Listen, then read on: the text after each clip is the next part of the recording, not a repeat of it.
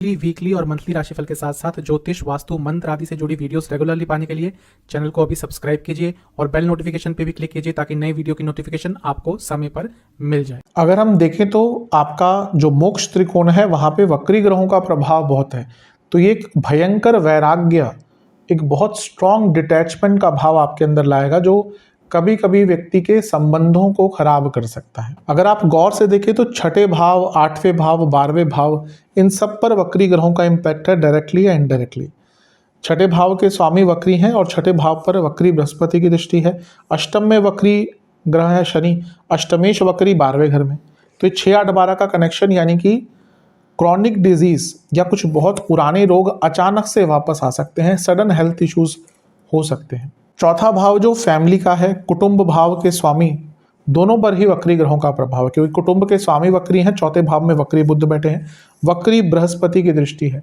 ये फैमिली में प्रॉब्लम दिखाता है हेल्थ इशू को लेकर, यानी कि आपके परिवार में किसी की तबीयत अचानक से बिगड़ सकती है। ये नहीं भूलना चाहिए कि चौथा भाव जो है वो इमोशंस का है, तो उसमें एक वक्री ग्रह और उससे त्रिकोण में वक्री ग्रह और चौथे भाव पर वक्री बृहस्पति की दृष्टि, इमोशनली ये टाइम बहुत कष्टकारी, बहुत वल्नरेबल आपका रह सकता है। एक अच्छी चीज़ ये है कि चौथे भाव में मंगल है और वक्री ग्रहों के प्रभाव में है। ये उन लोगों के लिए बहुत अच्छा है जो बहुत टाइम से प्रॉपर्टी ढूंढ रहे थे लेकिन उनका बजट बहुत ज़्यादा नहीं था। भाई, जब आपका बजट लिमिटेड होता है तो आपकी चॉइसेस भी लिमिटेड होती हैं। अब आपके पास अंधा पैसा है तो आपके पास ऑप्शंस उतने ही हैं। तो यहाँ पे उन लोगों के लिए जो बहुत टाइम से प्रॉपर्टी लेना चाह रहे थे, कुछ मिल ही नहीं रहा था उनको अपने बजट में, या कुछ ना कुछ परिस्थिति नहीं ठीक बैठ रही थी, उनको यहाँ पर बहुत अच्छी प्रॉपर्टी अच्छे दाम पर मिल सकती है। अगर आपको इंटेस्टाइन से जुड़ी प्रॉब्लम्स है ना, तो आपको बहुत सचेत रहना पड़ेगा, क्योंकि ये दिक्कत, परेशानी कई प्रकार से आपको तंग कर सकती है। ओम गणेशाय नमः, ओम नमः शिवाय। मैं निखिल ज्योतिषाचार्य आप सभी का मेरे चैनल पर पुनः स्वागत करता हूँ। आशा करता हूँ कि आप सभी स्वस्थ होंगे। महादेव की कृपा आप सभी पर सदैव बनी रहे।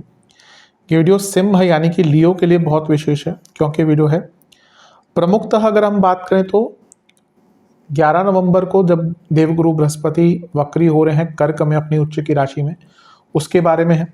लेकिन क्योंकि जब वो वक्री हो रहे हैं उनके साथ 2 और ग्रह वक्र अवस्था में हैं और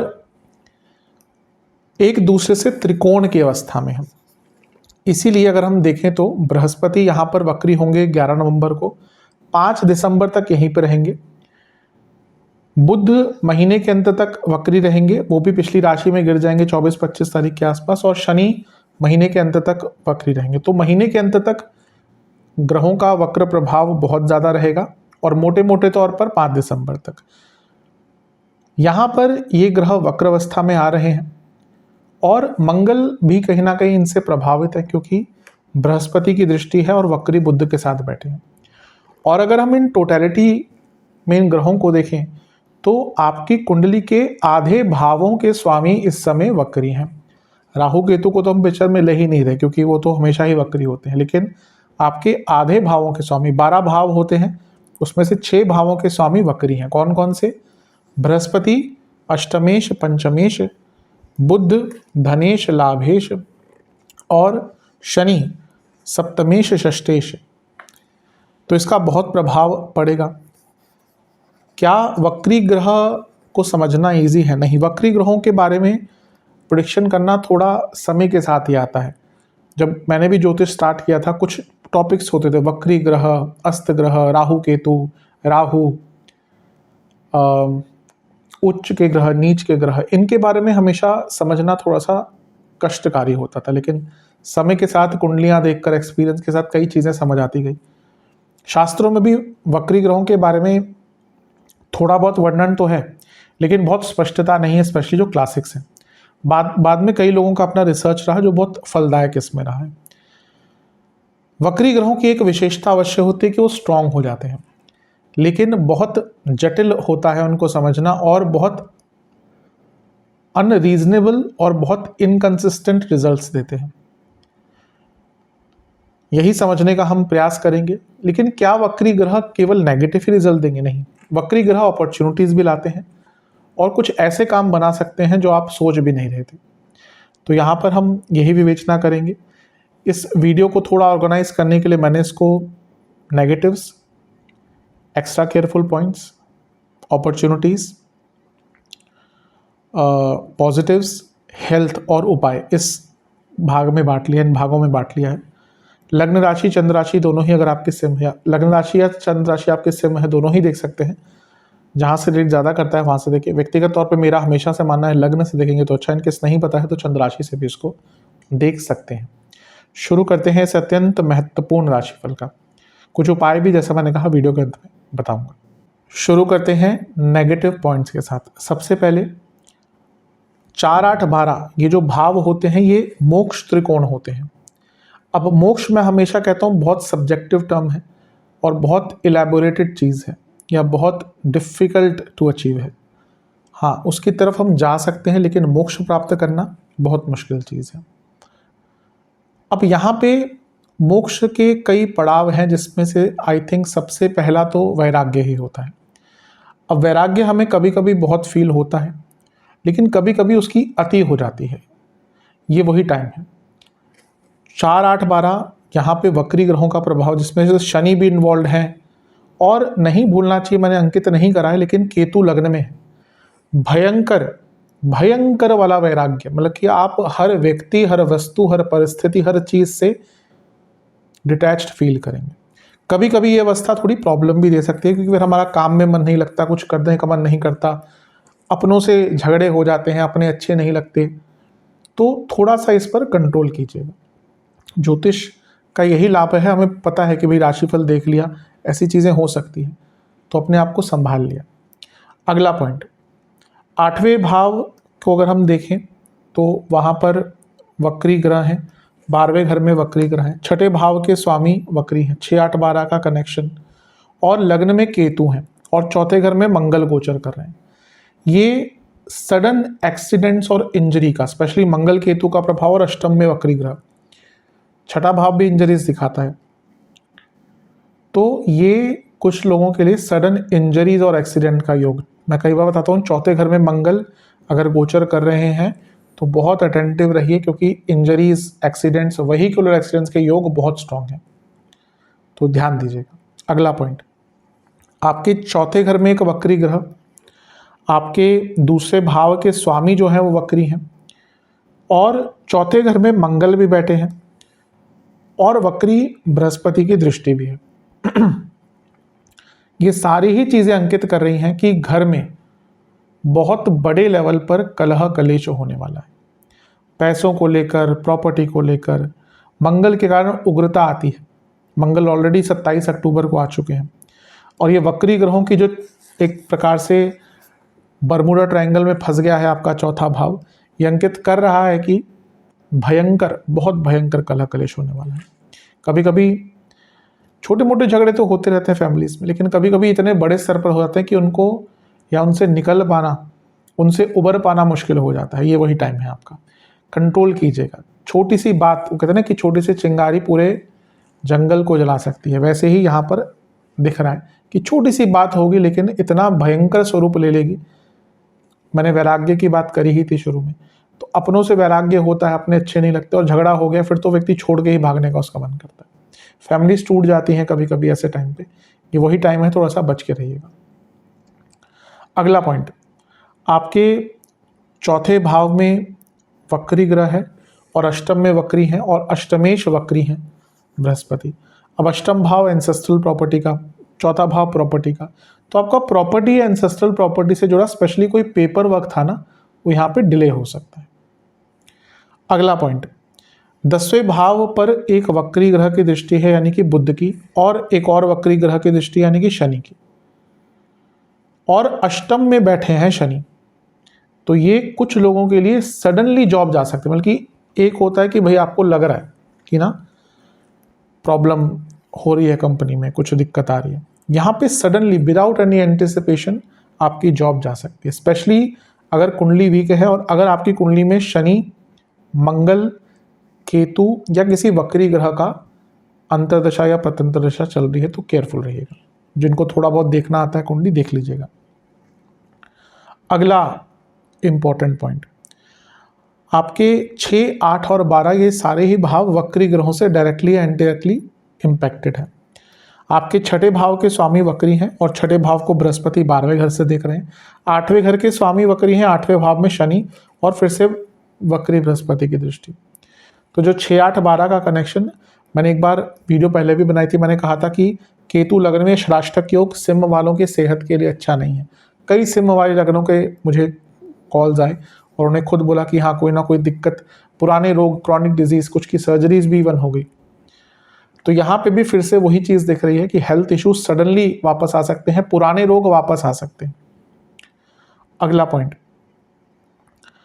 आपके अगर हम देखें तो 11वां भाव का स्वामी और धन स्थान का स्वामी दोनों बुध हैं, वक्री हैं। धन के कारक कौन होते हैं? बृहस्पति, वो भी वक्री हैं। और धनेश लाभेश पर भी वक्री ग्रह का प्रभाव है।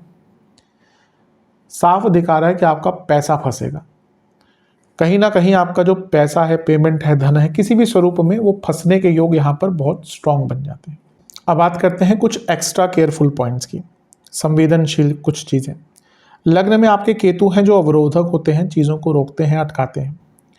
अब अगर हम देखें तो आपके 2 उपचय भावों के स्वामी 6 और 11 वक्री हैं और उपचय भाव पर वक्री बुध की दृष्टि है, वक्री शनि की दृष्टि है। यानी कि 3, 6, 10, 11 में से 3 भाव जो है वो वक्र अवस्था में है और स्पेशली कर्म भाव भी, उस पर वक्री ग्रहों का प्रभाव है। यानी कि बहुत डिलेज होने वाले हैं। ये 20-22 दिन आप देखेंगे ना, काम आपके डिले होंगे ही। तो इसलिए मैं कहता हूँ ज्योतिष का यहीं पे फायदा होता है। अगर आपको दिख रहा है भाई काम अटक रहा है और वो आपके हाथ में है ही नहीं, तो उसके बारे में ज़्यादा चिंता ना करें।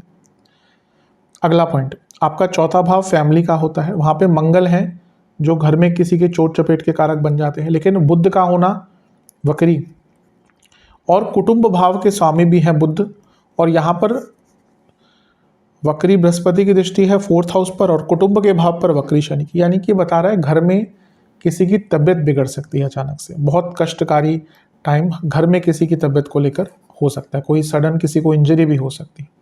ध्यान दीजिएगा, घर वालों को सचेत कर दीजिएगा।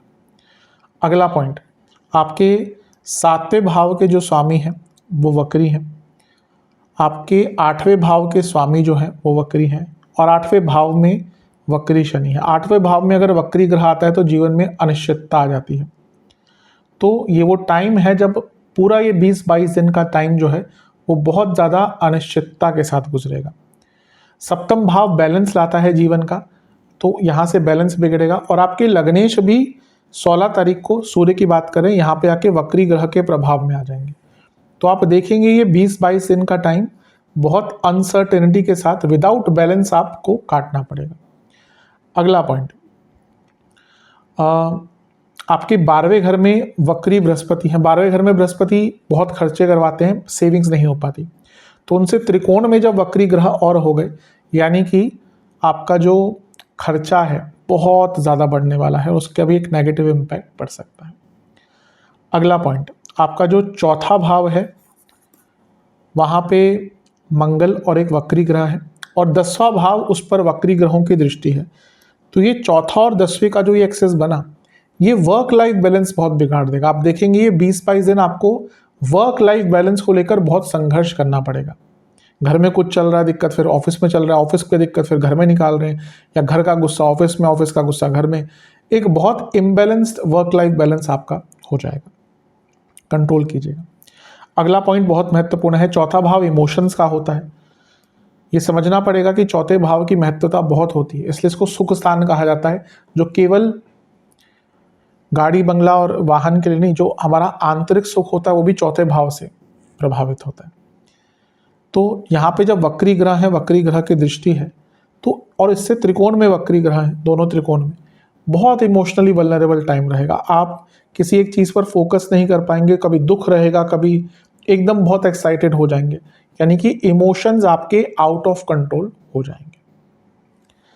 अगला पॉइंट, आपके सप्तमेश वक्री हैं, जो ऑलरेडी मैरिड लाइफ के लिए अच्छा नहीं होता। सप्तम में अभी राहु भी गोचर करें, दिखाया नहीं है मैंने, और सप्तमेश अष्टम में है जो मांगल्य भाव है, यहाँ पर वक्री बृहस्पति की दृष्टि है।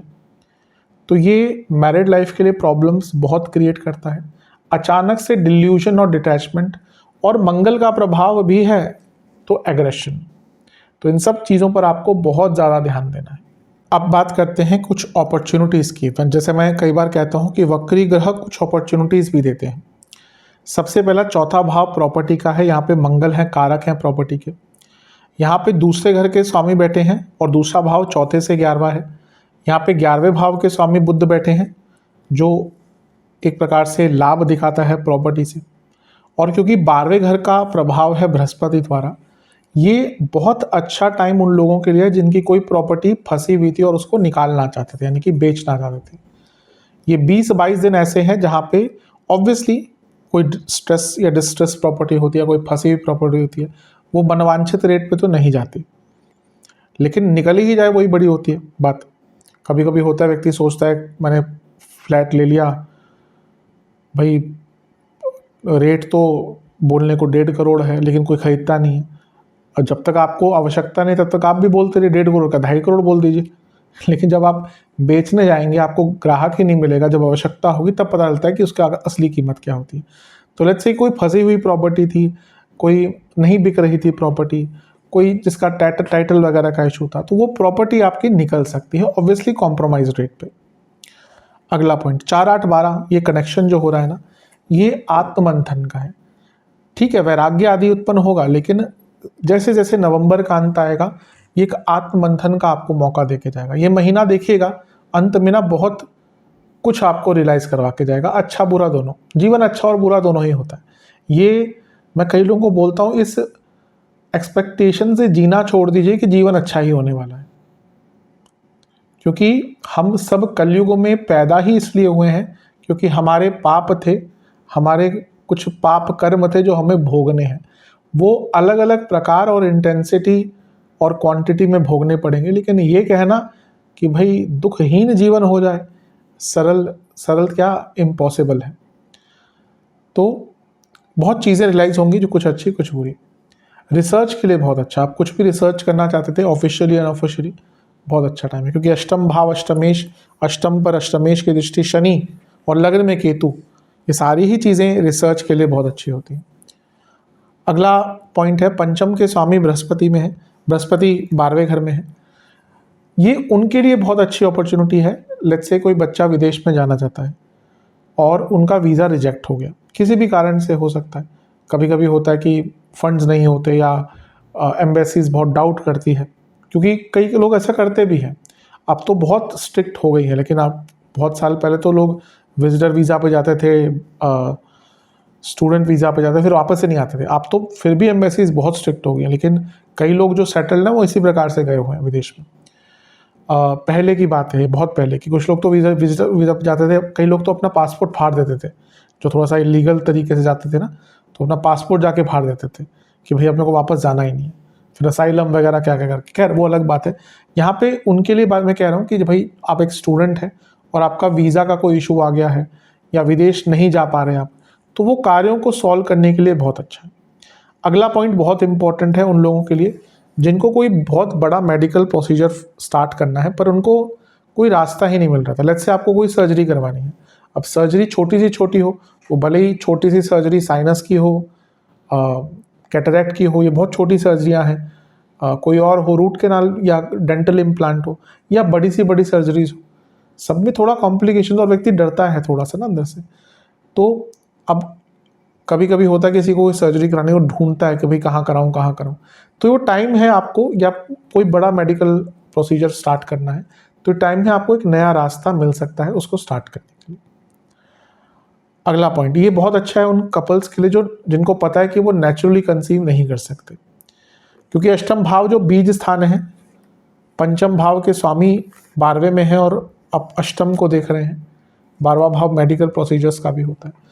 तो अगर आप ऐसे कपल हैं जिनको पता है कि भाई हम नेचुरल कंसीव नहीं कर सकते और आपका कोई मेडिकल प्रोसीजर चल रहा है, और यहाँ पे वो टाइम है 20-22 दिन का, जहाँ पे जो मेन प्रोसीजर होता है उसको आप कर सकते हैं।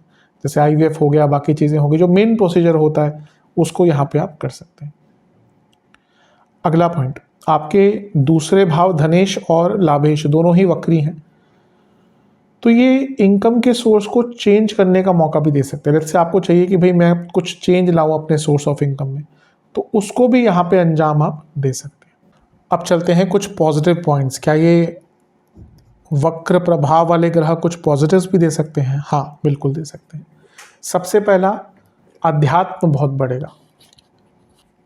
पहली सीढ़ी होती है डिटैचमेंट अध्यात्म की। आप यकीन मानिए अध्यात्म की तरफ नहीं बढ़ सकते अगर आपको अकेलापन पसंद नहीं। मैं कई बार इस चीज़ को बता चुका हूँ। अगर आप अकेले रहने से डरते हैं, भूल जाइए कि आप कोई अध्यात्म की तरफ बढ़ पाएंगे। नहीं हो सकता। कोई साधना करनी है, अब मैं ये नहीं कह रहा कि आप एकदम साधु ही बन जाए, लेकिन डिटैचमेंट तो होता। आप अकेले टाइम आपको बिताना पड़ेगा। आपको कोई विद्या सीखनी है, आपको ज्योतिष सीखना है, तंत्र सीखना है, मंत्र सीखना है। क्या कोई इनके फॉर्मूलाज होते हैं ज्योतिष के? क्या कोई ऐसी विधि होती है कि आप मंत्र एकदम सिद्ध कर लेंगे? नहीं, इसमें बहुत प्रक्रियाएं होती हैं और बहुत पेशेंस और अकेलेपन की आवश्यकता होती है। जब तक आप खुद को नहीं समझ पाएंगे तब तक कहाँ आगे बढ़ पाएंगे। तो ये अध्यात्म की सीढ़ी है आपके लिए 20-22 दिन। ये डिपेंड करता है आप किस लेवल पे हैं। आप स्टार्ट कर रहे हैं, आप मिडल में हैं, आप बहुत आगे बढ़ चुके हैं, तो ये एक सीढ़ी है जो आपको और आगे लेके जाएगी। अगला पॉइंट देखिए, 12वां भाव में बृहस्पति हैं जो ऑलरेडी रिलीजियस प्लेसेस की जर्नी करवा सकते हैं, लेकिन क्योंकि मोक्ष त्रिकोण में वक्री ग्रह हैं और आपके जो नवमेश है मंगल, उन पर भी बृहस्पति की दृष्टि है, तो ये अचानक से सडनली कोई आध्यात्मिक जर्नी, रिलीजियस जर्नी भी दिखाता है। कुछ लोग का अनप्लैंड रिलीजियस जगह पर या आध्यात्मिक जगह पर जाने का मौका उनको मिलेगा। अगला पॉइंट, चौथा घर प्रॉपर्टी का है, वहाँ पे मंगल है और यहाँ पे बुध हैं जो आपके चौथे से एक प्रकार से लाभ के स्वामी हैं, और 11वां भाव एसेट्स का होता है, तो वो भी यहीं पर है। ये उन लोगों के लिए बहुत अच्छा समय है जो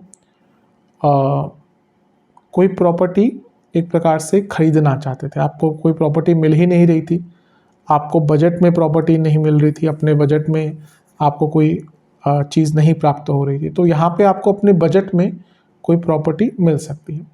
कभी कभी होता है व्यक्ति के पास पैसा होता है लेकिन उसका बजट उतना अच्छा नहीं होता कि आपको कोई प्रॉपर्टी मिल जाए। अगर आपके पास बेइंतहा पैसा है फिर तो प्रॉपर्टीज़ का भी कोई लिमिटेशन नहीं है, पर अगर आपके पास लिमिटेड बजट है तो जो ऑप्शंस अवेलेबल है वो भी लिमिटेड हो जाते हैं।